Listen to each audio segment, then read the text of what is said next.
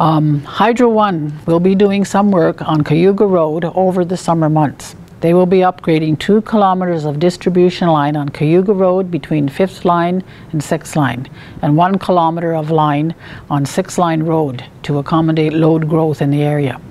The distribution line upgrade will increase reliability and improve power quality in this part of Six Nations. During this work, Hydro One will work to reduce planned power outages as part of the project, but planned outages may need to occur to ensure the safety of their workers. When a planned outage is required, Hydro One will attempt to notify customers through a pre-recorded message. Residents can expect to see bucket trucks, cranes, and tracked wheeled equipment in the area this summer while construction is taking place.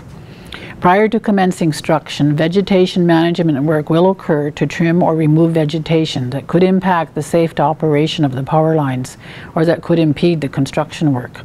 Residents adjacent to new construction and affected by tree trimming or removal will be notified on a face-to-face basis prior to commencement of the construction. Six Nations Forestry will be offered a contract to complete a portion of the required forestry work, and Hydro One Forestry will complete the aerial work in close proximity to the energized lines and will also notify adjacent properties prior to the execution of the work. New poles, approximately 50 feet in height, will be installed on the back side of the ditch along the road. The circuit will now be on the same side of the road as the majority of customers, reducing the amount of power lines horizontally crossing the road. Hydro One aims to start the work in the summer, with construction expected to be completed in the fall. Pan Am Games are less than a month away, and on May 30th we took part in welcoming the Pan Am Torch to Toronto for the upcoming Pan Am Games.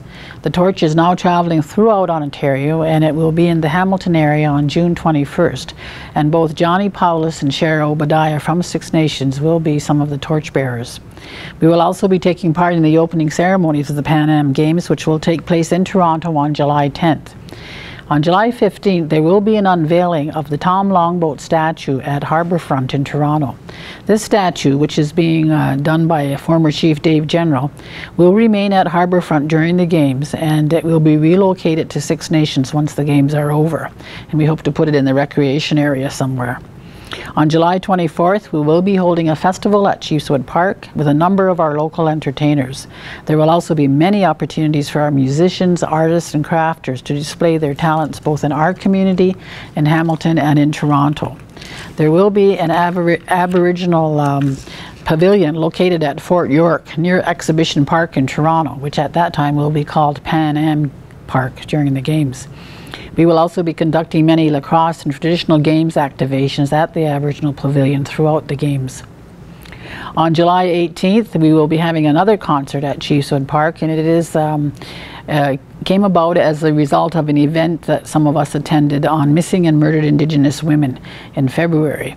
We have been working with the families at Six Nations who have lost loved ones, and we want to provide more education and awareness about preventing violence in our community and about missing and murdered women. We are holding this concert at Chiefswood Park on July 18th, and the theme of our conference is going to be Embrace Her with Love. Derek Miller is working with us on this concert, and he will be the featured performer, along with a number of local artists who will also be bringing their talent to the stage.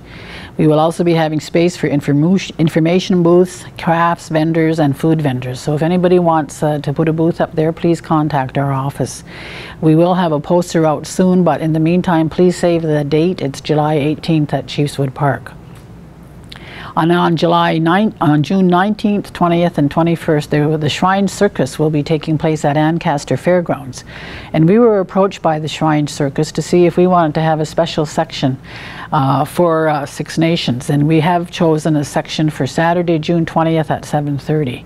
They've given us a reduced price on the tickets for this special show. The tickets are $10 each, and the regular price is $35, so it's a pretty good deal. And we have already sold over 500 tickets, so we have a little bit more that we ordered. So if anybody wants some, please come to the receptionist at the council office to buy them. You have up until June 19th to buy the tickets at this price. We have a limited amount, so do come out and get them, because they will be sold on a first come first served basis. They've already been circulated to all the schools and the daycares, and some of the sales have been made there, but the response was so overwhelming we asked them for more tickets, so they are available for sale here.